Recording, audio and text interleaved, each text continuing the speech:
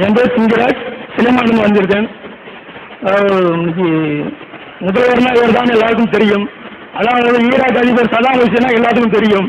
அதே மாதிரி நபிகள் சாதாரண மனிதனை வந்தவர், ஆட்சி செஞ்சு குடும்ப ஈடுபட்டு குழந்தை மனைவிகள் எல்லாம் உள்ளது. அவர் இதுவரைக்கும் இவர் இப்படித்தான் இருப்பார் என்று அடையாளம் யாருக்கும் தெரியவில்லை. இது ஏன் இதுவரைக்கும் தெரியல என்று ஒரு தாழ்மையான வேண்டுகோள். என்ன கேட்கிறாருன்னா, ஈராக்குடைய அதிபர் சதாம் ஹுசேன்னா டக்குனு கண்ணாலே மனக்கண்ணில் பார்த்துடுறோம், அவர் இப்படி தான் இருப்பார்னு நமக்கு தெரியும். இப்போ மன்மோகன் சிங் நான் சொன்னோன்னு உங்களுக்கு முன்னாடி படம் வந்துடும். இந்திரா காந்தினோன்னு நீங்கள் அப்படி கண்ணால் பார்த்துருவீங்க. ராஜீவ் காந்தினா உங்களுக்கு தெரியும். இப்படிலாம் இருக்கும் பொழுது ஏசுநாதன் தான் கூட இந்த ஏசுநாதர் தெரிகிறது. இந்த எவ்வளவோ இந்த உலகத்தில் வாழ்ந்து குடும்ப வாழ்க்கையில் ஈடுபட்டு சீர்திருத்தம்லாம் பண்ணி போயிட்டாருன்னு நபிகள் நாயகத்தை சொல்கிறீங்க, அவர் எப்படி இருப்பார்னு தெரியலையே, அது ஏன் அப்படிங்கிறத அவர் கேட்குறாரு. ஏன் தெரியலன்னு கேட்டால், நபிகள் நாயகம் அவர்கள் தங்களுக்கு முன் வாழ்ந்த சமுதாயத்தில் ஏற்பட்ட நிலைமைகளை பார்க்கிறார்கள். என்ன பார்க்கிறார்கள் கேட்டால், கடந்த காலத்தில் வாழ்ந்த நல்ல மனிதர்கள் எல்லாம் அவங்க இறந்து போன பிறகு அவங்கள உருவங்களாக படங்களாக ஆக்கி அவங்களையே கடவுளாகவும் தனக்கு முந்தி வாழ்ந்த மக்கள் மாற்றியதை பார்க்கிறார்கள். யாரெல்லாம் கடவுளை சொல்ல வந்தாங்களோ அவங்களே என்ன பண்ணிட்டாங்க, மக்கள் கடவுளாக்கி விட்டாங்க.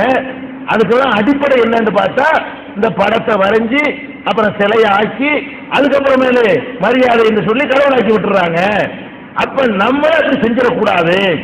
நம்ம ஒரு கடவுள் கொள்கையை சொல்ல வந்திருக்கிறோம், நம்ம பேரை வச்சு அந்த கொள்கையை குழி தோண்டி பதிக்க கூடாது அப்படின்னு கருதின நபிகள் நாயகம் அவர்கள் தன்னை யாரும் வரையக்கூடாது என்பதில் கட்டும் போக்கை மேற்கொண்டார்கள். தன்னை யாரும் வரையக்கூடாது, சிலை வடிக்கக்கூடாது அப்படிங்கிறதுல ரொம்ப உறுதிப்பாடான ஃபார்மாலிட்டிக்கு சில பேர் சொல்லுவாங்க, காலில் நான் விழக்கூடாதுமாங்க, சொல்லிட்டு கூட காலில் விழுந்துட்டு இருப்பாங்க. அப்படி சொல்ல மாட்டாங்க நபிகள் நாயகம். கூடாதுன்னா கூடாதுதான், அதை யாருக்கு மீறதுக்கு தைரியம் வராது. எஸ்ன்னா எஸ் நோண்டானோ, உள்ளக்கு நோண்டு வச்சுக்கிட்டு எஸ்ன்னு சொல்ல மாட்டாங்க. எஸ்ன்னு சொல்லிக்கிட்டு நோங்கிற கருத்து உள்ள இருக்காது. நபிகள் நாயகம் தடுத்தார்கள்னா, ஆகா இவர் தடுத்ததை செஞ்சால் பிடிக்காது அப்படின்னு மக்களுக்கு தெளிவாக சொல்லி இருந்த காரணத்தினால் அவங்கள உருவர் கூட ஒரு ஆற்றா கூட என்ன செய்யல, வரைஞ்சி வைக்கல, தடை செஞ்சுட்டாங்க. வரைய கூடவே கூடாது என்று சொல்லிவிட்டார்கள். அப்படி வரைஞ்சி இருந்தால் என்னவா ஆயிருக்குன்னு யோசிச்சு பாருங்க. இப்ப பள்ளிவாசல் முகமது நபியுடைய சிலை தான் நிற்கும். நாங்க ஒரு அல்லாஹ் வணங்குறதுக்கு பதிலாக யாரை வணங்கிட்டு இருப்போம், அப்படித்தானே வந்திருக்கு. அந்த மாதிரி பண்ணிட்டு போயிருந்தார்களே, ஆனால் இந்த ஒரு கடவுள் கொள்கை என்பது தூய்மையான வடிவத்தில் எங்களுக்கு கிடைச்சிருக்காரு. எந்த தலைவரும் தனக்கு சிலை வைப்பதை தடுக்க மாட்டேன் என்கிறார்கள். எந்த தலைவரும் தன்னை உருவப்படமாக ஆக்குவதை தடுக்க மாட்டேன் என்கிறார்கள். எந்த தலைவரும் தனக்கு புகழ் சேர்வதை தடுக்க தயங்குகிறார்கள். இவர் என்ன பண்றாருன்னு கேட்டா, என்னை புகழ்றோன்னு சொல்லி நீங்க அல்லாஹ் ஆக்கிப்படாதீங்கப்பா, என்னை கடவுள் ஆக்கிப்படாதீங்க, நான் மனுஷன்தான், எனக்கு எந்த விதமான கடவுள் தன்மையும் கிடையாது. எந்த அளவுக்கு சொன்னாங்க என்று கேட்டா, அவங்களுக்கு ஒரு ஆண் குழந்தை கடவுள் கொடுத்தார். அந்த ஆண் குழந்தை சின்ன வயசுல இறந்து போச்சு.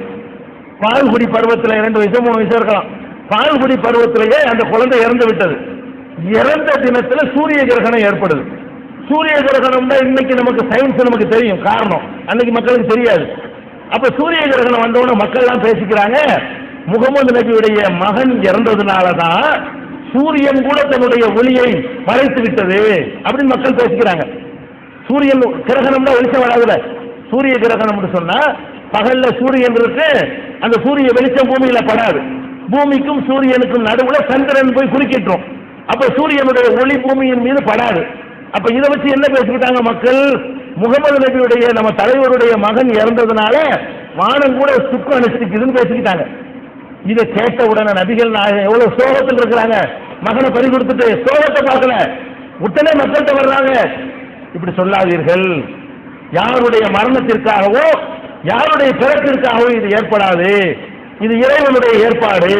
இது மாதிரி ஒரு காட்சியை கண்டால் இறைவனிடமிருந்து பாதுகாப்பு தேடுங்கள், அவ்வளவு அன்னைக்கு சொல்ல முடியும். அது ஒரு சயின்ஸ் இருக்கிறது.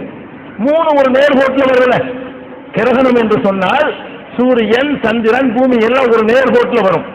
நேர்கோட்டில் வரும் பொழுது ஒன்றுடைய ஈர்ப்பு சக்தி அதிகமாச்சு வைங்க, இழுத்து முட்டி மோதி நாசமாயிடும். அதுல ஒரு ஆபத்துக்கு ஒரு சின்ன வாய்ப்பு அதிகம் இருக்கிறதுனால நீங்க இறைவன்கிட்ட பாதுகாப்பு தேடிக்கொள்ளுங்கள் என்று நபிகள் நாயகம் போதனை செஞ்சாங்க. இந்த இந்த மக்களுடைய அறியாமையை தனக்கு சாதகமா பயன்படுத்தி இருக்கிறாங்க. ஆமா, என் பிள்ளைக்காகத்தான் அந்த மாதிரி ஏற்படுது, அதை விரும்பல அவங்க. அதனாலதான் நபிகள் நாயகத்தை பற்றி யாரும் உருவம் வரையவும் மாட்டோம். இப்ப அமெரிக்காவில் கூட நபிகள் நாயகத்துக்கு சிலை வச்சாங்க, உங்களுக்கு தெரியும். எங்க வைக்கிறாங்க? அமெரிக்காவுடைய சுப்ரீம் கோர்ட்ல வைக்கிறாங்க. 10 பேருக்கு சிலை வைக்கிறாங்க. அமெரிக்காவுடைய சுப்ரீம் கோர்ட்ல 10 தலைவர்களுக்கு சிலை வைக்கிறாங்க. அந்த 10 பேர் யாரு? உலகத்திற்கு சிறந்த சட்டங்களை தந்தவர்கள். அந்த மரியாதையோட நபிகள் நாயகத்துக்கு ஒரு முக்கியமான இடம் உண்டு. மற்றவர்கள் ஆன்மீகத்தை சொன்னாங்க, நபிகள் நாயகம் அரசியலையும் சொன்னாங்க, சிவில் சொன்னாங்க, கிரிமினல் சொன்னாங்க, எல்லா சட்டத்திட்டங்களையும் சொல்லிட்டு போயிருக்கிறாங்க. அதனால இவர் மூலம் நிறைய அரசியல் சட்டங்கள் கிடைத்திருக்கிறது என்பதற்காக நபிகள் நாயகத்துக்கு அமெரிக்காவுடைய சுப்ரீம் கோர்ட்ல சிலை வைத்தார்கள். உலக முஸ்லீம்கள்லாம் அதை எதிர்த்து நாங்கள் போராட்டம் பண்ணோம். ஒரு தலைவனுக்கு சிலை எடுத்ததுக்கு போராட்டம் கேள்விப்பட்டிருக்கிறீங்க. சிலை என் தலைவனுக்கு சிலை வைக்கல, உன் தலைவனுக்கு வைக்கலன்னு போராட்டம் நடக்கிறது நீங்க பாக்குறீங்க. வச்ச சிலை எடுன்னு யாராவது போராட்டம் பண்ணுவாங்களா? முஸ்லீம்களாக நாங்க பண்ணணும். நபிகள் நாயகத்துக்கு வச்ச சிலை எடு, வைக்கக்கூடாது. ஏன்னு கேட்டா இந்த ஒரு கடவுள் கொள்கைங்கிறது எங்கள்கிட்ட துடிப்போடு இருப்பதற்கு காரணமே இந்த உறுதிப்பாடு தான். அதனால நபிகள் நாயகம் எப்படி இருப்பாங்க என்பதை வரைவதற்கு எங்களுக்கு தடை இருந்ததனால் அந்த மக்கள் வரையவில்லை. ஆனால் அவங்க எப்படி இருந்தாங்க என்பது வாய் வழியாக, அதுக்குன்னு தனி வால்யூம் இருக்கு. நபிகள் நாயகத்தினுடைய அங்க அவயவங்கள் அப்படின்ற ஒரு புஸ்தகமே இருக்கிறது, நேர்முக வர்ணனை. அதை படிச்சா அவங்க பல்லு இப்படி இருக்கும், அவங்க கண்ணு எப்படி இருக்கும், அவங்க கை இப்படி இருக்கும், உயரம் எப்படி இருக்கும், கலர் எப்படி இருக்கும்னு அவங்களை அப்படி மனக்கல்ல வேணா பார்க்கலாம். அப்படி சொல்லக்கூடிய வாக்குமூலங்கள் பதிவாகி இருக்கிறது. அந்த உருவங்களாக பதிவு செய்வதை தடுத்து விட்டார்கள். அந்த மாதிரி புகழ் தனக்கு வேண்டாம் என்று மறுத்துட்டாங்க. அதனாலதான் நபிகள் நாயகம் எப்படி இருப்பாங்கன்னு உலகத்துக்கு தெரியல. என் பெயர் முத்துமங்கலம்.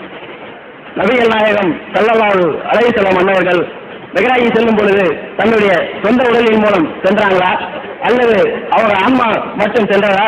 அவங்க சென்று வந்ததன் நோக்கம் என்ன? மெஹ்ராஜி என்பதன் உண்மையான விளக்கம் என்ன? சகோதரர் முத்துமங்கலம் அவர்கள் இஸ்லாமிய நம்பிக்கை சார்ந்த ஒரு விஷயத்தை கேட்கிறார்கள். அது மற்றவங்களுக்கு அதை கேள்வி வழங்காது. அதுக்காக கேள்வி விளக்கிட்டு தான் பதிலுக்கு வரணும். முஸ்லீம்களுக்கு வழங்க அவர் கேட்டது. அதாவது இஸ்லாமிய நம்பிக்கை பிரகாரம் நபிகள் நாயகம் அவர்கள் மக்காவில் இருந்த அந்த நேரத்தில் இறைவனால் விண் உலகத்திற்கு அழைத்து செல்லப்பட்டார்கள். அங்க சொர்க்கம் நரகம் போன்ற பல இறைவனுடைய அத்தாட்சிகளை எல்லாம் அவர்கள் பார்த்து வந்தார்கள் என்று நாங்கள் நம்புகிறோம். இது ஒரு இரவிலே நடந்து முடிந்து விட்டது, இதுக்கு நீண்ட நெடுங்காலம் அவர்களுக்கு தேவைப்படவில்லை என்றெல்லாம் முஸ்லீம்கள் நாங்கள் நம்புகிறோம். அவர் என்ன கேட்கிறாருன்னா, ஏன் அப்படி போனாங்க, போனவருடைய நோக்கம் என்ன என்று கேட்கிறார்.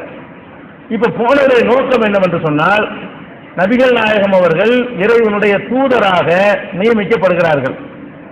இறைவனுடைய தூதர் என்று சொன்னால் அந்த சில செய்திகளை அவர் நேரடியாக பார்த்துவிட்டு நமக்கு சொல்ல வேண்டும். இஸ்லாமிய நம்பிக்கை பிரகாரம் இந்த உலகம் அழிக்கப்பட்ட பிறகு சொர்க்கம்னு ஒன்று இருக்கிறது, நரகம்னு ஒன்று இருக்கிறது. நல்லவங்க சொர்க்கத்துக்கு போவாங்க, கெட்டவங்க நரகத்துக்கு போவாங்க. சொர்க்கத்தில் என்னென்ன கிடைக்கும், நரகத்தில் என்னென்ன மாதிரி தண்டனை இருக்கும் என்றெல்லாம் சொல்லப்படுகிறது. இதையெல்லாம் இந்த முகமது நபி நேர பார்த்து விட்டு சொன்னால் மக்களுக்கு நல்ல தெளிவாக இருக்குமே என்பதற்காக வேண்டி இறைவன் நபிகள் நாயகத்தை அழைத்து செல்கிறான். விண்ணுலகத்திற்கு சென்று பார்த்து இந்த செய்திகளை, சொர்க்கம் நரகத்தை பற்றி எல்லாம் மக்களுக்கு அவர்கள் சொல்கிறார்கள். ஆனால் நம்ம அறிவை கொண்டு பார்க்கக்கூடிய நேரத்தில் ஒரு இரவுல இந்த சூரிய மண்டலத்தெல்லாம் கடந்து, இந்த கேலக்சி, சூரியனுடைய கேலக்சி இதை கடந்து இன்னும் ஏராளமான கேலக்சிகள்லாம் தாண்டி, அப்புறம் விண்ணு உலகத்தை வானத்தையும் தாண்டி 7 வானத்துக்கு மேலே போயிட்டு வருவதற்கு இப்ப மனிதன் வைத்திருக்கிற வாகனத்தை வச்சுக்கிட்டு போனா கூட பல லட்சம் வருஷங்கள் ஆகும். செவ்வாய்க்கு ராக்கெட் அனுப்புனா கூட 4 வருஷம் கழிச்சு தான் போய் இறங்குது. அப்படிப்பட்ட நிலையில ஒரு இரவுள் இவ்வளவு எப்படி போக முடியும் அப்படிங்கிற மாதிரி ஒரு சந்தேகம் நமக்கு வரும்.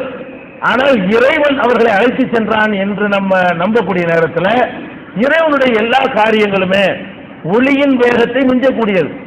ஒளி ஒரு செகண்ட்ல 3 லட்சம் கிலோமீட்டர் போயிரும். ஒளி வெளிச்சம் இருக்குது, அது ஒரு செகண்ட் இப்படி அடிக்கிறது கூட 3 லட்சம் கிலோமீட்டர் போயிடும். அந்த மாதிரி ஒளி வேகத்தில் உள்ள வாகனத்தை தான் புராக்குன்னா ஒளி வேகத்தில் செல்ற வாகனம். அந்த ஒளி வேகத்தை மிஞ்சுகிற வாகனத்தின் மூலமாகத்தான் நபிகள் நாயகத்தை இறைவன் அழைத்து சென்றான் வரும் பொழுது ஒளி வேகத்தை கணக்கு பண்ணி பார்த்தா இது ரொம்ப சாதாரண விஷயம்தான். அது இறைவனுடைய ஆற்றல் சம்பந்தப்பட்டது. அந்த நபிகள் நாயகம் காலத்திலேயே இது அந்த மக்களால் கேள்வி எழுப்பப்படுது. நீ எப்படி ஒரு ராத்திரில போயிட்டு இவளையும் பார்த்துட்டு வந்தேங்கிறிய, நீ வேண்டுமானால் நாங்க ஒரு குறிப்பிட்ட இடத்தை சொல்லி கேட்கிறோம், அங்க உள்ள செய்திகளை எங்களுக்கு சொல்ல முடியுமா அப்படின்னு கேட்கிறாங்க. நபிகள் நாயகம் இப்ப ஜெருசலம் இருக்கிற இஸ்ரேல்ல அந்த ஜெருசலம்ங்கிற அந்த பள்ளிவாசலை பற்றி நபிகள் நாயகத்துல கேள்வி கேட்கிறாங்க. அவங்க நபிகள் நாயகம் ஜெருசலத்துக்கு போனதே கிடையாது. அதுல எத்தனை தூண் இருக்கும், வலது தூண் எப்படி இருக்கும், இடது தூண் எப்படி இருக்கும், போனேன்னு சொன்னீங்களே அதெல்லாம் எங்களுக்கு வழக்கம் பண்ணுன்னு சொல்றாங்க. உடனே நபிகள் நாயகம் அவர்கள் அந்த பார்த்த காட்சி அப்படியே மனக்கண்ணில் கொண்டு வந்து அந்த மக்களுக்கு விளக்கம் சொல்லி அந்த மக்களே அதை நம்புகிற அளவுக்கு பொறுப்புலாம் நடந்திருக்கிறது. ஆக அவங்க போனது எதுக்குன்னு கேட்டா, சொர்க்கம் நரகம் போன்ற இறைவனுடைய அரசாட்சியை பார்த்து விட்டு மக்களுக்கு அதை பற்றி சொல்லி நம்ப வைப்பதற்காக இறைவனால் அழைத்து செய்யப்பட்டார்கள் என்பது எங்களுடைய இஸ்லாமியர்களுடைய நம்பிக்கை. அதுக்காக தான் அவங்க போனாங்க.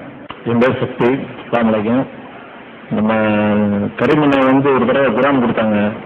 கொடுத்தப்ப நான் வாங்கி அதை படித்தப்ப எனக்கு அதில் நிறைய விஷயம் புரிஞ்சப்ப இயல்பாக இருக்கிற ஒரு விஷயமும் சரி, நம்ம நேரில் பார்க்குற விஷயமும் மாற்றமாக தெரியுது.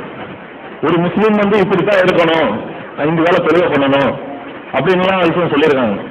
அதை விட்டுவிட்டு மித்த முஸ்லீம்கள் செய்கிறத பார்த்தா தெருவுக்கு போகிறது கேட்டோம்னா நான் போவோம், வெள்ளிக்கிழமை ஒரு நாள் இருக்கு, ஜும்மாத்துல இருக்கு, அதுக்கு போனால் போதும், மித்த நாள்லாம் தேவையில்லாது, நான் ஒரு முஸ்லீம் ஆகணும் விருப்பப்படும்போது சில பேர் நான் முஸ்லீம் ஆகிறேன்னு சிரிக்கிறாங்க, சில பேர் கேள்வி பேசுகிறாங்க. ஆனால் நிறைய சகோதரர்கள் ஆதரிக்கிறாங்க, நீங்கள் வாங்க, அதனால ஒன்றும் தவறே கிடையாது. இப்படி நேரில் பார்க்கறதுக்கும் குரான்ல பார்க்கறதுக்கும் ஏகப்பட்ட வித்தியாசம் இருக்குது. அது எப்படின்னு எனக்கே தெரியல. நானும் கேட்குறேன், இதெல்லாம் செய்யக்கூடாதுன்னு சொல்லியிருக்காங்க.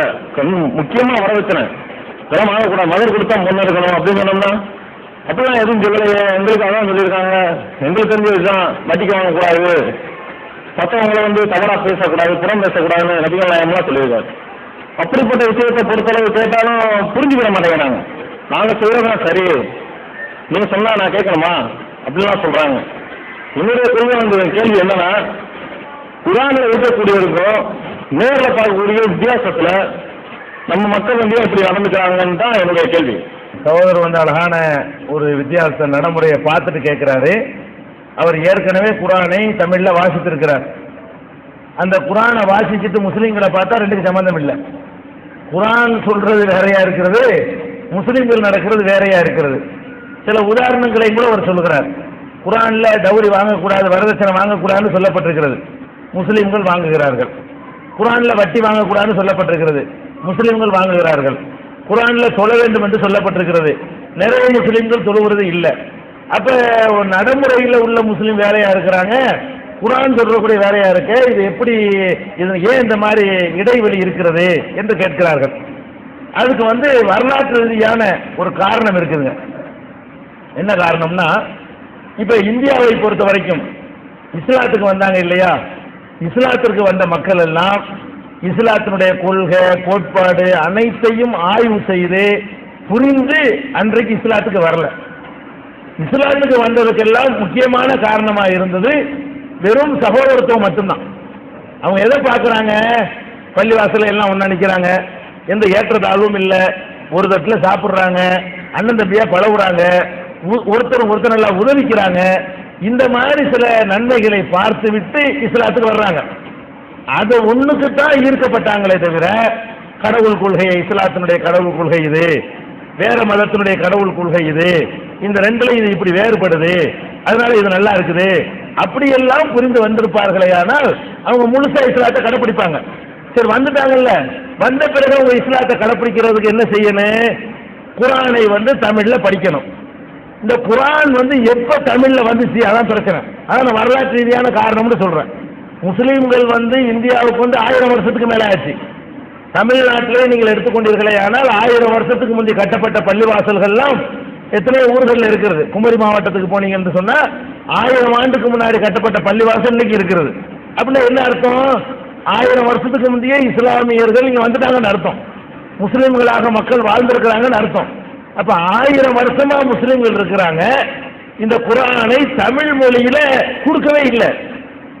பேருக்கு முஸ்லீமா இருந்துக்கிட்டாங்களே தவிர குர்ஆன் தமிழ்ல இருந்தா தானே அவங்க படிச்சு தொழுகணும், நம்ம இது பண்ணணும், வட்டி வாங்கக்கூடாது விளங்கிடுவாங்க. குர்ஆன் எப்போ தமிழ்ல வருதுன்னு கேட்டா 50 வருஷம் தான் ஆகும். தமிழ் மொழியில குர்ஆன் மொழிபெயர்க்கப்பட்டு உலக மொழியில எல்லாம் 1000 வருஷத்துக்கு முந்தைய வந்துருச்சு. தமிழ் மொழியில குர்ஆன் மொழிபெயர்க்கப்பட்டது எப்பன்னு கேட்டா 50 வருஷத்துக்கு முன்னாடி தான். அதுக்கு முன்னாடி உள்ள எங்க தகப்பனார் காலத்துல குர்ஆன் இருந்தது, அது அரபு மொழியில் தான் இருந்தது. அது என்ன சொல்லுதுன்னு என் தகப்பனாருக்கு தெரியாது. எங்க பாட்டனார் முஸ்லீமா இருந்தாரு, அவருக்கு குர்ஆன்ல என்ன இருக்குன்னு தெரியாது. எங்க தாயார் முஸ்லீமா இருந்தாங்க, குர்ஆன் என்ன சொல்லுதுன்னு உங்களுக்கு தெரியாதுங்க. அரபி மொழியில இருக்கு, அதை பார்த்து வாசிப்பாங்க, அர்த்தம் தெரியாது. அப்ப குர்ஆன் தாய்மொழியில மக்களுக்கு கொடுத்து இருந்தால் குர்ஆனை திருப்பி திருப்பி படிக்கும் பொழுது அவங்கள்ட்ட எல்லா செயல்களும் மாறி இருக்கும். இன்னைக்கு அரபு நாட்டில் நீங்க பாருங்க, அவனுக்கு தாய்மொழி அரபி, குர்ஆன் அரபு மொழி, அவனுக்கு மொழிபெயர்த்து கொடுக்க தேவையே இல்லை. வாசிக்கும் பொழுது அவனுக்கு அரபு நாட்டுக்கு அர்த்தம் வழங்க. அதனால அவன் என்ன செய்ய மாட்டான், கட்டி வாங்க மாட்டான், கரெக்டா கடையை போட்டு திறந்து கொண்டு தொழுக போயிடுவான். தொழுகை கரெக்டா போயிடுறான். அங்க தர்கா கிடையாது, தௌரி கிடையாது, அங்க இருந்து ஆம்பளை குமர் தேங்கி கிடக்குது. நம்ம நாட்டில் பெண் குமர் தேங்கி கிடக்கிற மாதிரி சவுதி அரேபியாவுக்கு போனா குடும்பத்துக்கு 4 ஆம்பளை பிள்ளை வச்சுக்கிட்டு முடிக்கலாம். எப்படி நான் பொண்ணுக்கு நான் என்ன செய்யறது? என்னடான்னு கேட்டா 5 லட்சம் 6 லட்சம் மகன் கேட்கறாங்க. 5 லட்சம் ரூபாய் இல்ல ரியால், 5 லட்சம் ரியால் 60 லட்சம் ரூபாய். ஒரு பொம்பளை கல்யாணம் பண்றதா இருந்தா அப்படி லட்டு மாதிரி 60 லட்சம் ரூபாய் வாங்கிக்கிறான். அந்த நாட்டில் 60 லட்சம் ரூபாய் 50 லட்சம் ரூபாய் கொடுத்து தான் ஒரு பெண்ணை கல்யாணம் பண்ண வேண்டிய நிலைமையில் இருக்கிறது. அப்ப இளைஞர்களுக்கு கல்யாணம் பண்ண காசு இல்லாம அரசாங்கம் மானியம் கொடுக்குது. அரசாங்கத்தில் மானியத்தை வாங்கி கல்யாணம் பண்றான். ஒரு கல்யாணத்தின் மூலமாக ஒரு பெண்ணு 1/2 கோடீஸ்வரி ஆயிடுறான். கல்யாணம் பண்ணும் பொழுது 50 லட்சத்துக்கு அதிபதி ஆகுறான். இந்த மாதிரி எல்லாம் அந்த நாட்டில் இருக்கிறது. காரணம் என்னன்னா, அரபு மொழி தாய்மொழி, குர்ஆனும் அரபு மொழியில் இருக்கிறது. குர்ஆனோடு நெருக்கமாக வாழ்றாங்க. அரபு நாட்டில் உள்ள குற்றங்கள் தான் பெரும்பாலும் இந்த அடிப்படையான குற்றங்கள் செய்ய மாட்டாங்க. இந்த பணத்திமுறையில் பண்ணக்கூடிய குற்றத்துக்கு பாருங்களேன், அந்த மாதிரியான விஷயங்கள்ல தான் அவங்க நிறைய சருகி போயிடுவாங்க. மற்றபடி அடிப்படை தொழுகை மற்ற விஷயங்கள் எல்லாம் கரெக்டா இருக்கிறான். அப்ப அதுக்கு இப்ப தமிழகத்தை பொறுத்த வரைக்கும் இந்த குர்ஆனை படியுங்க, நபிகள் நாயகத்தினுடைய பொன்மொழிகளை படியுங்கள் என்ற பிரச்சாரமே இப்ப நாங்க 1980 இருந்து பிரச்சாரம் பண்ணி கொண்டிருக்கிறோம். இந்த 25 ஆண்டுகளாகத்தான் குர்ஆனை படிங்க என்கிற பிரச்சாரத்தை நாங்கள் கையில் எடுத்திருக்கிறோம். இந்த 25 ஆண்டுகள்ல தான் இந்த மாதிரியான விழிப்புணர்வு வந்திருக்கிறது. அப்ப 1000 வருஷமாக சடங்கு ஃபார்மாலிட்டி முஸ்லீமா இருந்தாங்களே தவிர குர்ஆனை விளங்கணும், படிக்கணும், அதுல உள்ளபடி வாழணும்னு நினைக்கல. அப்ப இடைவெளி இருக்கத்தான் செய்யும். குர்ஆனை படிக்காத ஒரு சமுதாயமாக இருப்பார்களேயானால் குர்ஆனுக்கும் அவர்களுக்கும் இடைவெளி இருக்கத்தான் செய்யும். அதே நேரத்தில் நீங்க பார்க்கணும், இப்ப உள்ளதை விட 25 வருஷத்துக்கு முந்தைய இந்த சகோதரர் இருந்திருந்தாரே, ஆனால் இதை விட 100 மடங்கு வித்தியாசம் பார்த்திருப்பாரு. இப்போ வச்சு பரவாயில்லை, வரவேற்ற வாங்காத முஸ்லீம் அவர்கள் பார்க்க முடியும், பொய் சொல்லாத முஸ்லீமை பார்க்க முடியும், வட்டி வாங்காத முஸ்லீம் இன்னைக்கு அவர் பார்க்க முடியும். எல்லாரையும் பார்க்க முடியாட்டாலும் 4 பேரை பார்க்க முடியும். அன்னைக்கு ஊராரையும் பார்க்க முடியும். அன்னைக்கு பள்ளிவாசலுக்கு யார் வருவா தெரியுமா? நாங்கள்லாம் சின்னவர்களா இருக்கும் பொழுது ஒரு 85-90 வயசுக்காரன் தான் பள்ளிவாசலுக்கு வருவான் தொழுகிறதுக்கு. 25-30 பள்ளிவாசலுக்கு வரவே மாட்டான். ஹஜ்ஜுக்கு யார் போவா தெரியுமா? அந்த காலத்துல எல்லாம் 65-70 சாவப்படுற காலத்துல ஹஜ்ஜுக்கு போவாங்க. போகும்போது எல்லாம் விடை பெற்றுட்டு போயிடுவாங்க, திரும்பி வரமாட்டேன்னு. அப்படியே இப்ப இருக்குது. இன்னைக்கு ஒரு மாற்றம் இருக்குது, ஆனா இடைவெளி குறைஞ்சிருக்கிறது. நீங்க சொல்லக்கூடிய இடைவெளி ஒரு 25 ஆண்டுகளுக்கு இருந்ததை விட இப்ப குர்ஆனுக்கும் முஸ்லிம்களுக்கு உள்ள இடைவெளி குறைந்திருக்கிறது. நாங்கள் இந்த பிரச்சாரத்தை தொடர்ந்து கொண்டு சென்றோம் சொன்னா இன்னும் இடைவெளி என்ன செய்யும்? குறையும். குர்ஆனே முஸ்லிம்களாக, முஸ்லிம்களே குர்ஆனாக மாறுவார்கள். அவங்க அப்படி இருக்கிறாங்கிறதா நீங்க தயங்க வேணாம். நீங்க உங்களை மாத்திர வேலை செய்யலாம். இஸ்லாத்தை பொறுத்த வரைக்கும் பிறப்புனால யாரும் சிறந்தவர் கிடையாது. ஏற்றுக்கொண்டு உறுதியா இருப்பவர் தான் சிறந்தவர். நீங்க அவரை திருத்துங்க. அப்படியான ஒரு நிலையெல்லாம் உண்டாக்கலாம். சரி, என்னுடைய பேர் PR ரமேஷ். ஐக்கிய ஜனதா தளத்துடைய கட்சியில தமிழ்நாட்டு மாநில இளைஞரணி செயலாளராக இருக்கேன். மனிதனால் அறியக்கூடியது, காண்கக்கூடியது, பார்க்கக்கூடியது எதுவுமே கடவுள் இல்லைன்னு சொல்றீங்க. அதன் அடிப்படையில் உருவ வழிபாடுகளை எடுக்கிறீங்க. சரி, நபிகள் நாயகம் என்பவர் ஒரு மகான், சேவதூர் என்பவர் எங்களுக்கு மாற்று கருத்து கிடையாது. இருந்தாலும் அவர் ஒரு மனிதர். அப்படி மனிதனால் நபிகள் நாயகம் என்ற ஒரு மனிதனால் அறியக்கூடியது, காண்கக்கூடியது, பார்க்கக்கூடியது எப்படி இறைவனாக இருக்க முடியும்? கேள்வி. 2.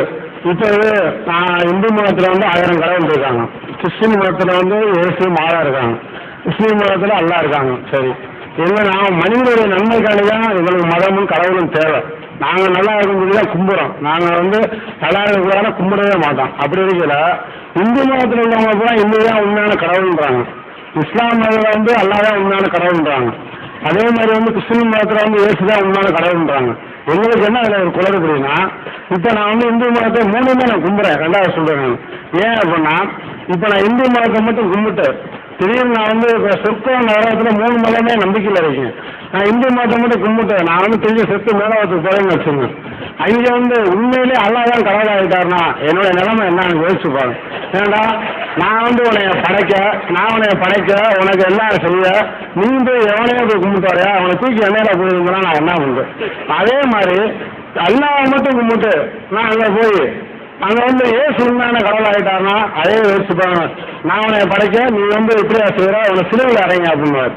அதே மாதிரி அந்த 2ஐயும் கும்பிட்டு இந்து சாமியை கும்பிடாம செத்து மேலவத்துக்கு போனா, ஏன்னா நான் 1000 ஞாபகம் இருக்கேன், 1 இருந்தாலும் பரவாயில்ல, நீங்க அந்த ஓராளியம்மா கும்பிட்டவர இவனை குருமையான சித்தைப்படுங்க சூடாயத்தை வச்சு குத்துன்னு சொல்லுவார். இது எனக்கு கடவுளுக்கு உள்ள சண்டையில இது ஏன் நான் பலியாகணும்? ஒண்ணு அப்படி இருக்கிற 3மே கும்பிட்டு போயிடுவேன். அவன் உள்ள பஞ்சாயத்து எனக்கு இருக்கு, அவன் 3மே கும்பிடுறேன். இது என்னுடைய நிலைப்பாடு. இது நீங்க முடிவு சரியில்லை அப்படின்னா முடிவு இருக்கணும். சகோதரர் ரமேஷ் அவர்கள் ரொம்ப சிந்தனையை தூண்டுகிற வகையிலையும் உங்களை சிரிக்க வைக்கிற வகையிலையும் நிறைய தகவல்களை சொன்னார்.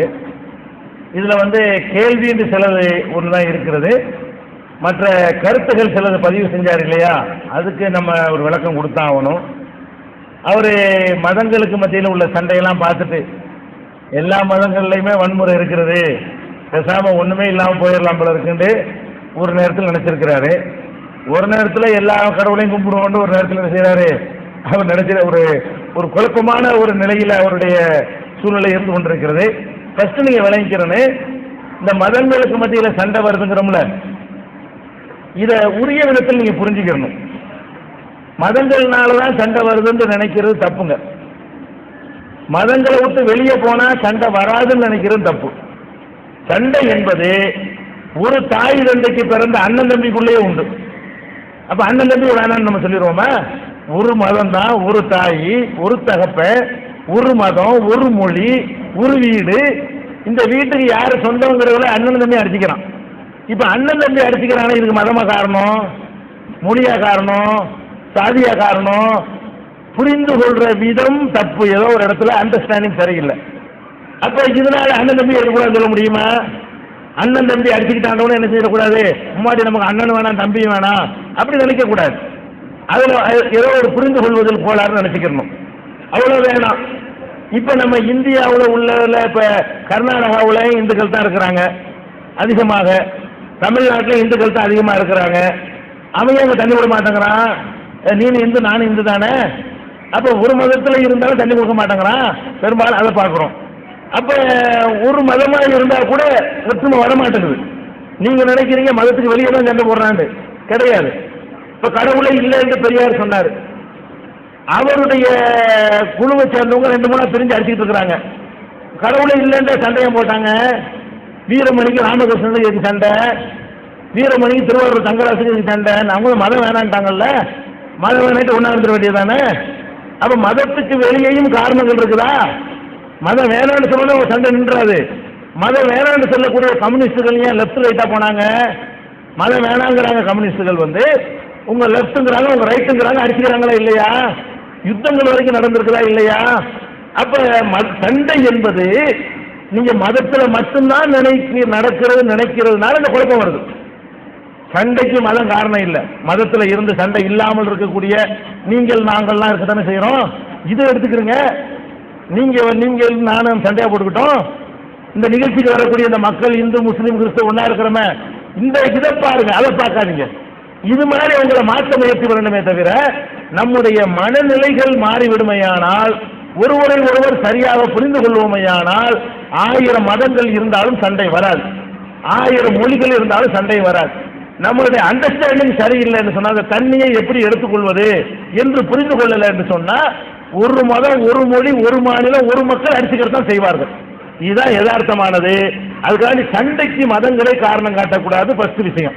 அதனால இது குழப்பமே ஆகக்கூடாது. நம்ம எல்லாத்தையும் விட்டு போயிடுவோம். எங்க போவீங்க? அங்கேயும் சண்டை இருக்கு. சண்டை இல்லாத எடுத்து போவேணுமா? எல்லாத்துலயும் சண்டை இருக்குங்கிற இது ஒரு அடிப்படை. அடுத்து என்ன என்று கேட்டீங்கன்னா, இப்ப கேட்கிறாரு, இப்ப கடவுள் முஸ்லீம் சொல்ற கடவுள் உண்மையா, இந்து சொல்ற கடவுள் உண்மையா, கிறிஸ்தவர் சொல்ற கடவுள் உண்மையான்னு எனக்கு குழப்பமா இருக்கிறது. இப்ப நான் மறுமையில போய் நிற்கும் போது ஒருவேளை முஸ்லீம் சொல்ற கடவுள் கரெக்டா இருந்து நான் இந்து சொல்ற கடவுளை ஏத்துக்கிட்டு இருந்தேன்னு வைங்க, பிடிச்சிருந்த நரகத்தில் போட்டுருவார்ல. அதுக்காக நான் என்ன பண்ண வேண்டியிருக்கு? எல்லா கடவுளையும் ஏத்துக்கிட்டேன்னா குழப்பம் இருக்காது அப்படிங்கிறாரு. இது கேட்கறதுக்கு ஒரு நகைச்சுவைக்காகத்தான் இதை ஏற்றுக்கொள்ளலாமே தவிர இதுல லாஜிக்கு கிடையாது. இதுல ஒரு மனிதன் என்பவன் எப்படி இருக்கணும்னு கேட்டா 3 சொல்லட்டும் 30 சொல்லட்டும், சீர்தூக்கி ஒன்றை எடுத்துக்கொள்ள வேண்டும். அதுதான் மனிதனுக்கு மற்ற ஜீவன்களுக்குள்ள வேறுபாடு. இப்ப இப்படி வச்சுக்கிறோமே, அப்ப கடவுள் இல்லைங்கிற நிலைப்பாட்டே ஒரு 4வது சேர்த்திருக்கணும். இப்ப ஒருவேளை கடவுள் இல்லாம இருந்தா அதுங்க நாம இது கஷ்டப்படணும். அதனால கடவுள் இல்லைன்னு கொஞ்சம் நாளைக்கு சொல்லிக்கிறவன், காலையில கடவுள் இல்லைங்க, மத்தியானத்துக்கு அல்லாம, சாயந்தரத்துக்கு இயேசுமே, ராத்திரிக்கு சிவபெருமான், மறுபடியும் காலையில் கடவுள் இல்லைன்னு அதை சேர்க்க வேண்டி வரும். இப்படியே போனால் அது குழப்பம். அதை விட என்ன பண்ணணும்னு கேட்டா, கடவுள்னு ஒருத்தர் வேணுமா வேணாமா, இருக்கிறாரா இல்லையா, இதை ஒரு முடிவு பண்ணுங்க. பண்ணிட்டு இஸ்லாம் கடவுளுக்கு என்ன சொல்லுது, இந்து மத கடவுள் என்ன சொல்லுது, கிறிஸ்தவ மத கடவுள் என்ன சொல்லுதுன்னு சிந்திச்சு பாருங்க. ஒவ்வொருவருடைய சிந்தனைக்கும் ஒன்றும் சரியாகப்படும். எது உங்க மனசாட்சிக்கு சரின்னு படுறதோ அதில் உறுதியா நில்லுங்க. சரின்னு படுவதெல்லாம் உறுதியா நிற்கணுமே தவிர நம்ம உறுதியற்ற நிலையில் இருப்போமே. ஆனால் கடவுளை 3 கடவுள் இருந்தால் அவரை ஏற்றுக்க மாட்டாங்க. ஃபர்ஸ்ட் விஷயம் என்னன்னு கேட்டா, இஸ்லாம் என்ன சொல்லுது? கடவுளுக்கு மனைவி இல்லை, மகன் இல்லைன்னு சொல்லுது. கிறிஸ்தவ மார்க்கத்தில் கடவுளுக்கு மகன் இயேசுநாதரு, கர்த்தருடைய குமாரர்னு சொல்றாங்க. நீங்க சிந்திச்சு பார்க்கணும், கடவுளுக்கு மகன் தேவையா? மகன் மனுஷனுக்கு தானே தேவை. புதுமையாயிருவோம், நம்மளை கவனிக்க ஆள் இருக்காது. நமக்கு ஒரு புள்ள இருந்தா அது நம்ம கஞ்சி ஊற்றுவான், நம்மளை ஆஸ்பத்திரி கூட்டு போவான். அதுக்கு புள்ள வேணும்னு நம்ம விரும்புறோம். நம்ம என்றும் 16 இருப்போம்டா, எவனாச்சும் புள்ள விரும்புவோமா? நான் 25 வயசாவே இருப்பேன், என் பொண்டாட்டி 20 வயசாவே இருப்பான்னா நாங்க 2 பேரும் ஜாலியாக தானே இருப்போம். எங்களுக்கு ஏன் புள்ளைங்கிற? புள்ளைய நம்ம எதுக்கு விரும்புறோம்? நம்மளுக்கு ஒரு முதுமை இருக்கிறது, நம்மளுக்கு ஒரு தள்ளாமை இருக்கிறது, நம்ம காரியத்தை நம்மளே செய்ய முடியாத நிலைமைக்கு நம்ம ஆளாகும். அப்ப நம்ம சோறு போட்டு பாசத்தை ஊட்டி ஒருத்தனை வளர்த்தா அவன் நம்ம கஞ்சி ஊற்றுவான். இதுதானே காரணம். இது கடவுளுக்கு இருக்குதா? கடவுள் சாவ போறாரா? கடவுள் செலவனாம போறாரா? கடவுளுக்கு ஏழாம போகுதா? அவரை தாங்கி பிடிக்க போறாங்களா யாரு? எதுக்கு கடவுளுக்கு புள்ள அப்படின்னு இஸ்லாம் கேட்குது. இப்ப 2ல் ஒன்று உண்மையா இருக்க முடியும். ஒண்ணு, கடவுளுக்கு புள்ள வேணும்னு நீங்க நினைச்சா அதை ஏற்றுக்கிட்டு போங்க, கடவுளுக்கு புள்ள வேணாம்னு நினைச்சா அதை ஏற்றுட்டு போங்க. 2ல் ஒன்று தானே. அதே மாதிரி இஸ்லாம் என்ன சொல்லுது? கடவுளுக்கு மனைவி இல்லை, மகன் இல்லை, மாமா இல்லை, மச்சான் இல்லை, அனைத்து அதிகாரமும் ஒருவன் கையில தான் இருக்கணும்னு சொல்லுது. அழிக்கிறதுக்கு ஒரு கடவுள் அப்படின்னு நினைக்கிறாங்க. இப்ப நீங்க என்ன செய்யணும்? காக்கிறது அழிக்கிறது எல்லாத்தையும் ஒருத்தர் செய்ய முடியுமா? இஸ்லாம் சொல்லுது ஒருத்தர் அதையும் செய்யறாரு. எவர் காக்கிறாரோ அவர் தான் அழிக்கிறார், எவர் அழிக்கிறார் அவர் தான் படைக்கிறார். ஒரு கண்ட்ரோல்ல இருந்தா தான் அந்த உலகம் சீர ஐயங்கு. எல்லா நேரத்திலும் ஜெயிக்கிறவர் தான் கடவுள், அனைத்தையும் செய்து முடிக்கக்கூடியவர் கடவுள். இப்ப நம்ம என்ன யோசிக்கிறோம்? 3 தேவை இல்லையே, ஒருத்தனை மட்டும் செஞ்சுட்டு போயிடலாமா? நமக்கு தான் கல்வி மந்திரி, ராணுவ மந்திரி, அந்த மந்திரின்னு வேணும். கடவுள் தான் அனைத்து சர்வ சக்தியும் உள்ள ஒரு ஆளு. அவரே காக்கவும் செய்வாரு, அவரை அழிக்கவும் செய்வாரு, அவரை படைக்கவும் செய்வாரு, அவரை கொடுக்கவும் செய்வாரு, அவரை எடுக்கவும் செய்வாரு. இப்படி ஒருத்தர் இருந்தா நல்லது தானே அப்படின்னு இஸ்லாம் சொல்லுது. இல்ல நம்ம பிரிச்சுக்கிறதா நல்லதுன்னு இன்னொரு மதத்தில் சொல்றாங்களா? நீங்க திங்க் பண்ணி பாருங்க, எது நல்லது? 1 நல்லதா, 3 நல்லதா, 5 நல்லதா? 1 ஏற்றுக்கிறேன். இப்படி திங்க் பண்ணி ஏதாவது 1ல தான் நிக்கணுமே தவிர இப்படி இருப்பது ஒரு நம்மளை ஒரு குழப்பத்தில் கொண்டு விட்டு இதுல ஆரம்பிக்கிறது நிறைய விஷயங்கள்ல குழப்பத்தை வரும். கட்சியில, ஒரு வாழ்க்கை துணையை தேர்ந்தெடுப்பதில், ஒரு தொழிலை தேர்ந்தெடுப்பதில், மளிகை கடை வச்சா சேல் டாக்ஸிக்காரன் வருவான், ஜவுளி கடை வச்சா அவன் வருவான், இதை வச்சா ஒன்றும் செய்ய மாட்டான். கடைசியில் இது நம்ம இந்த நிலை எப்படி கொண்டு விரும்புகொண்டா எதையாவது ஒன்று முடிவு பண்ணி தேர்ந்தெடுத்துருந்தேன். பார்க்குற பொண்ணையெல்லாம் பார்த்துக்கிட்டு பள்ளி நீட்டமா இருக்குது, மூக்கு நீட்டமா இருக்குது, வெள்ளையா இருக்குது, கருப்பா இருக்கு, குட்டையா இருக்குள்ள இப்படின்னா எப்ப கல்யாணம் பண்றதுன்னு ஏதோ நாளை பார்த்தோமா, நாளை இட போட்டோமா, ஏதோ ஒன்று நல்லதான்னு தேர்ந்தெடுத்துட்டு போயிடணும். அது கல்யாணத்துக்காக இருந்தாலும் சரி, கடையா இருந்தாலும் சரி, தொழிலா இருந்தாலும் சரி, பஸ்ல ஏற போறோமா ஏதோ பார்க்கணும் பஸ்ல ஏறிட்டு போகணுமே தவிர இந்த பஸ்ஸுக்கு டிரைவர் ஒரு மாதிரியா இருக்கிறான், கண்டக்டர் சரியில்லை, இது பெயிண்ட் ஒரு மாதிரியா இருக்குது, அங்க ஓட்டு எப்படி எப்ப பஸ்ல ஏறுறது, எதையாவது ஒண்ணு இருக்கிறவங்களோ தேர்ந்தெடுக்கணும். இல்லைன்னா போகணும், பிரயாணம் பண்ண முடியாது. அதுக்கான மூணுல ஏற முடியுமா? 2 குதிரையில சவாரி செய்யக்கூடாது, ஒரு குதிரையெல்லாம் சவாரி செய்யணும். அதனால அது முரண்பாடா போயிடும். அதனால நீங்க என்ன செய்யுங்கன்னா கடவுள் விஷயம் உள்பட எல்லாத்தையும் யோசிங்க. இஸ்லாத்துடைய கடவுள் கொள்கை என்னன்னு சொல்லிட்டு ஆராய்ச்சி பண்ணுங்க.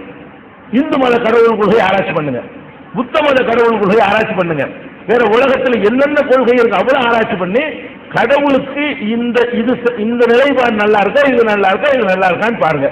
எது நல்லா இருக்கா அதை ஏற்றுட்டு போங்க, முடிஞ்சு வச்சு கதை. அவருடைய கேள்விக்கு வருவோம். அவர் என்ன கேட்கிறாருன்னா, கடவுளை யாரும் பார்த்தது இல்லை, அவர் தான் கடவுள்னு சொல்றீங்க. அப்ப முகமது நபி அல்லாஹ்வுடைய தூதருங்கிறீங்க, அவர் கடவுளை பார்த்திருக்கிறாருல்ல, அது எப்படி அவர் பார்த்தவர் கடவுளா இருக்க முடியும்? பார்வையில் பட்டுட்டார்ல, அதான கேள்வி அப்படின்னு கேட்கிறார்.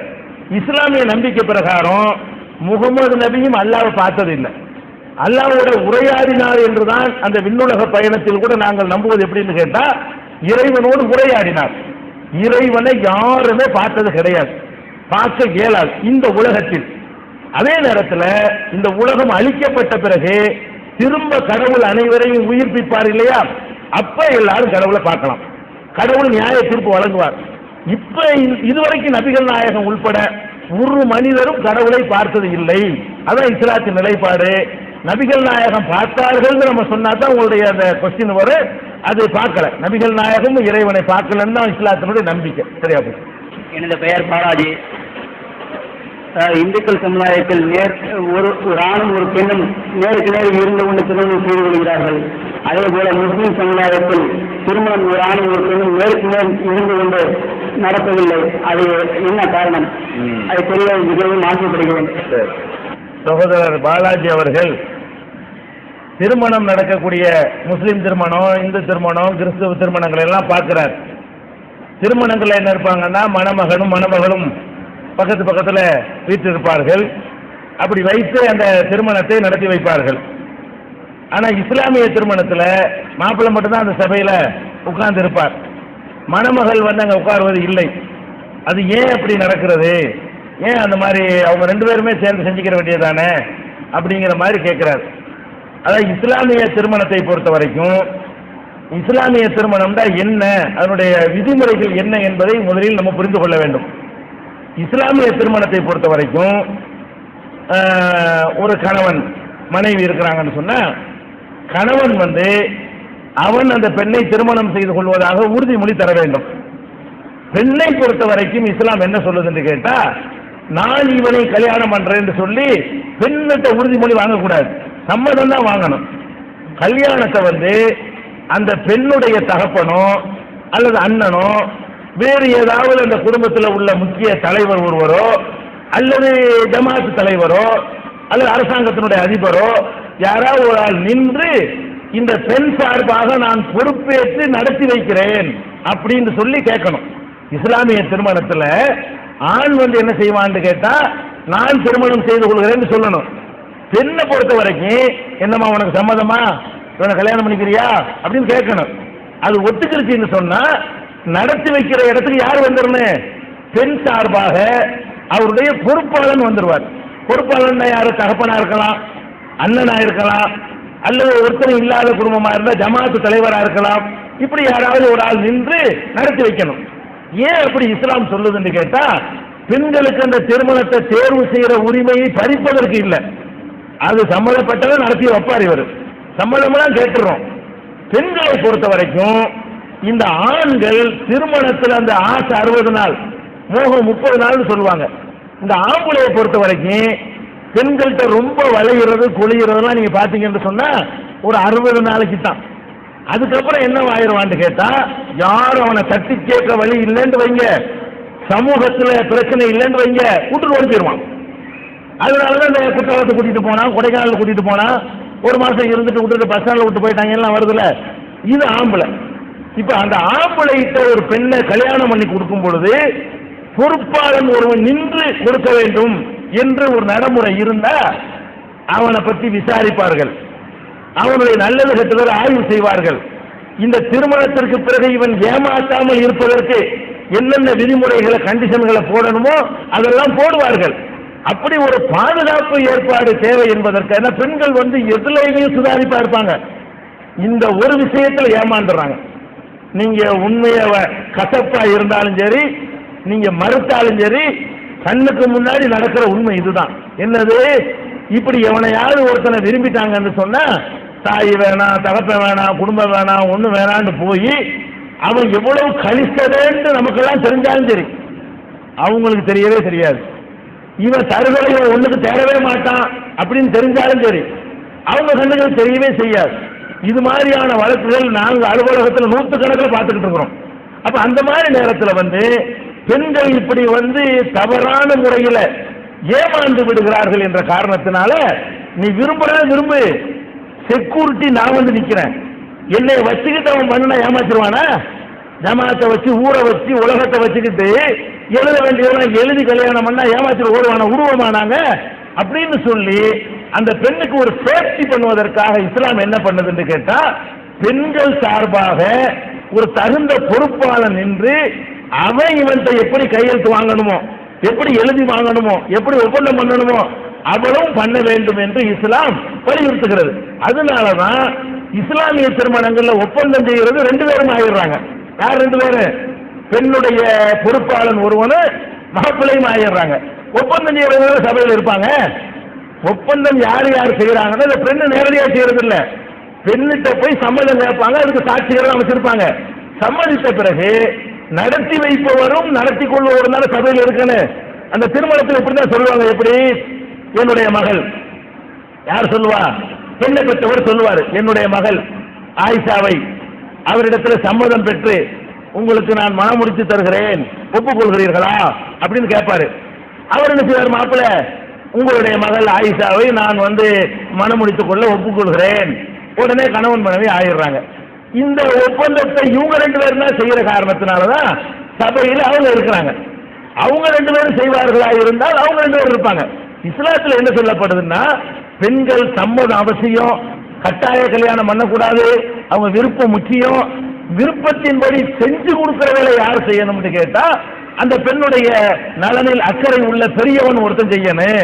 அப்பதான் அந்த பெண்ணுக்கு பாதுகாப்பு, செக்யூரிட்டி இருக்கும். இல்லைன்னா அந்த பெண்கள் வீதியில விடப்பட்டுருவாங்க. அப்படிங்கிற ஒரு காரணத்தினாலதான் இப்படி ஒரு ஏற்பாடு இஸ்லாத்தில் இருக்கிறது. அதனால அவங்க 2 பேரும் சபையில் இருப்பாங்க, மாமனாரும் மருமகனும் இருப்பாங்க. என் பேர் சந்திரன். முஸ்லீம் சமுதாயத்தில் எங்களுக்கு எந்த வேறுபாடு எதுவும் கிடையாது. எங்க வீட்டில் அவங்க சாப்பிடுவாங்க, அவங்க வீட்டை நாங்கள் போய் சாப்பிடுவோம். இதே நேரத்தில் சந்தோஷம் ரொம்ப நேரம் நீடிக்க மாட்டேங்குது. இதே காஷ்மீரில் முஸ்லீம் அப்பாவிகளை எவ்வளவு பேர் கொண்டு சாட்சிக்கிட்டு இருக்கிறாங்க. ஈராக்கில் தீவிரவாதி, அவங்க தீவிரவாதி அவங்களே கொண்டு இருக்கிறாங்க. இதுக்கெல்லாம் ஒரு முடிவு காலமே கிடையாதா? இதுக்கு இந்த இயக்கத்தில் ஏதாச்சும் ஒரு முடிவு காலம் பிறக்கணும். பஞ்சாப்ல ஒவ்வொரு இடத்துல ஒவ்வொரு தீவிரவாதி ஒவ்வொரு விதமா இருக்கிறாங்க. நாட்டுக்கு நாடு வேறுபடுது. பஞ்சாப்ல சீக்கிய தீவிரவாதி, ஆந்திரால நக்சலைட்டு, இலங்கையில விடுதலை புலி, இப்படி ஒவ்வொரு மாதிரி இருக்கிறாங்க. நீங்க புதுசா ஒரு முயற்சி எடுக்கணும். அதுக்கு என்னன்னா, இலங்கை அரசுக்கும் விடுதலை புலிக்கும் போர் நடக்குது. அங்கே சமாதானம் பண்றது நார்வே நாட்டுக்குள்ள இங்கே வருது. இதே கொஞ்ச நாளுக்கு முன்னால கர்நாடகத்துல நடிகர் ராஜ்குமார காட்டில கொண்டு கடத்திட்டான் வீரத்தை. அவன் மீட்கிறக்காண்டி நக்கீரன் கோபால் போனாரு, வீட்டுக்கு வந்துட்டாரு. எந்த விதமான உயிர் சேதமும் இல்லை. அதே மாதிரி இந்த இயக்கம் இந்த தீவிரவாதத்துக்கு ஒரு முடிவு கட்டுறதுக்கு, ஏகப்பட்ட உயிர் இழப்பை தடுத்து நிறுத்துறதுக்கு இந்த இயக்கம் முயன்ற அளவு ஏதாச்சும் ஒரு ஏற்பாடு செஞ்சா ஏகப்பட்ட உயிர் சேதங்கள் உலகம் பூரா சந்தோஷப்படும். கேட்டு வாய்ப்பளித்த நல்ல உள்ளங்களுக்கு நன்றி கூறி விடைபெறுகிறேன். நல்ல கடைசியாக கேட்டாலும் அழகான கேள்வி கேட்டிருக்கிறாங்க. இன்றைக்கு உலக காஷ்மீரில், ஈராக்கில், பல பகுதிகளில் பலவிதமான வன்முறைகளில் மக்கள் இறங்கி நாசமாகி கொண்டிருக்கிறார்கள். இதை முடிவு கட்டுவதற்கு நீங்கள் ஏதாவது செய்யணும்ன்றது அவருடைய கோரிக்கையை வச்சிருக்கிறார். அன்புள்ள சகோதரர்களே, இந்த தீவிரவாதம் வன்முறைகள்லாம் ஒழிய வேண்டுமானால் அதுக்கு பல கட்டங்களில் நம்ம முயற்சி செய்ய வேண்டும். அதுல ஒரு கட்டம் என்னன்னு சொன்னா, நாங்கள் எடுத்திருக்கிற இந்த முயற்சி என்ன கட்டம்? நீங்களும் நாங்களும் ஒன்னா வந்து ஒரு இடத்துல உட்காரணும். இந்துக்களா வந்து உட்கார்றீங்க, முஸ்லீம்களா வந்து உட்கார்றீங்க, கிறிஸ்தவர்களா வந்து உட்கார்றீங்க, மதம் இல்லைங்கிறவங்க மதம் இல்லைன்னு சொல்லி உட்கார்றோம். அவரவர்கள் நிலைப்பாட்டில் வந்து உட்கார்ந்து ஒரு சபையில் கலந்துரையாடல் பண்றோமே, இதுவே நம்முடைய கசப்புகளை குறைக்கும். சரியான முறையில் ஒருத்தர் புரிந்து கொள்ளக்கூடிய நிலைமை ஏற்படும். ஒருத்தருக்கு ஒருத்தர் அறிமுகங்கள் ஏற்படும். உங்களுக்கு நாங்க அறிமுகம், எங்களுக்கு நீங்க அறிமுகம் என்று ஏற்படும். இப்படி ஏற்பட்டு விடுமையானால் நம்ம அளவுல உலக அளவில் செய்வது இரண்டாவது வேலையாக இருந்தாலும் நம்ம வாழுகிற பிரதேசத்துல தமிழகத்துல அமைதி பூங்கான்னு பேர் ஒரு காலத்தில் இருந்துச்சு, அதை நோக்கி முழுசாக நம்மால் திரும்ப முடியும். அதற்கான முதல் கட்டம் தான் இப்படி எல்லாரையும் ஒரு இடத்துல ஒன்னாக உட்கார வைப்பது மட்டுமில்லை, இஸ்லாம் தான் என்ன சொல்லுது என்பதை நீங்க புரிஞ்சு கொண்டால், இந்து மதம் என்ன சொல்லுது என்று நாங்கள் புரிந்து கொண்டால், இவங்க இப்படித்தான் இவங்க இப்படித்தான் என்று சகித்துக் கொள்வோம். அப்படி சகித்துக் கொண்டோம் என்று சொன்னா ஒரு மதத்துக்கு இன்னொரு மதத்துக்கு வரக்கூடிய மோதல் தவிர்க்கப்பட்டுவிடும். அதுக்காகத்தான் இந்த மாதிரியான நிகழ்ச்சிகளை நாங்கள் நடத்துகிறோம். அது மாதிரி புரிந்து கொள்வதற்கான அடுத்த கட்டமாகத்தான் இந்த உங்களுக்கு குர்ஆன் தமிழாக்கம் தரப்படுகிறது, இஸ்லாத்தை பற்றி உள்ள நூல்கள்லாம் தரப்படுகிறது. இதன் மூலமாக வாசித்து உணரும் பொழுது இஸ்லாத்தை பற்றி உள்ள கசப்புகள் உங்களுக்கு நீங்குகிறது. முஸ்லிம்கள் செய்கிற சில தவறுகள் இங்கே சுட்டி காட்டுறோம், அவங்க திருந்தக்கூடிய ஒரு மனநிலை அவங்களுக்கு ஏற்படுகிறது. இதெல்லாம் வந்து நாங்கள் செய்யக்கூடிய முயற்சிகளில் ஒரு கட்டம் தான். இது இன்னும் விரிவாக வேண்டும் என்று சொன்னால் இந்துக்கள் இது மாதிரி நிகழ்ச்சியை நடத்த வேண்டும், கிறிஸ்தவர்கள் நடத்த வேண்டும், எல்லா சமுதாயத்தையும் கூப்பிட்டு எங்களை என்ன கேள்வினாலும் கேளுங்க என்று சொல்ல வேண்டும். இப்படியான ஒரு கலந்துரையாடல் அதிகரித்து விட்டால் விமர்சனங்களை சகித்துக் கொண்டு அறிவுபூர்வமாக பதிலளிக்கக்கூடிய ஒரு நிலைமை ஏற்பட்டு விடுமையானால் நிச்சயமாக அந்த வன்முறையை தவிர்க்க முடியும். இதை பார்த்து உலகம் இதை ஒரு அளவுகோலாக கொண்டு எல்லா பக்கமும் இந்த மாதிரி நிகழ்ச்சிகள் அதிகரிக்கும் பொழுது கண்டிப்பாக வன்முறை இல்லாத சமுதாயம் உருவாகும் என்பதை சொல்லிக்கொண்டு இந்த நிகழ்ச்சியில பங்கெடுத்த உங்கள் அனைவருக்கும் எங்களுடைய பதில்களால் உங்களுக்கு ஏதாவது மனம் புண்படும்படி நடந்திருந்தால் அதற்காக மன்னிப்பு கேட்டு என்னுடைய இந்த உரையை நிறைவு செய்கிறேன். வாசல் தாவானா அனில் அல்ஹம்துலில்லாஹி ரப்பில் ஆலமீன்.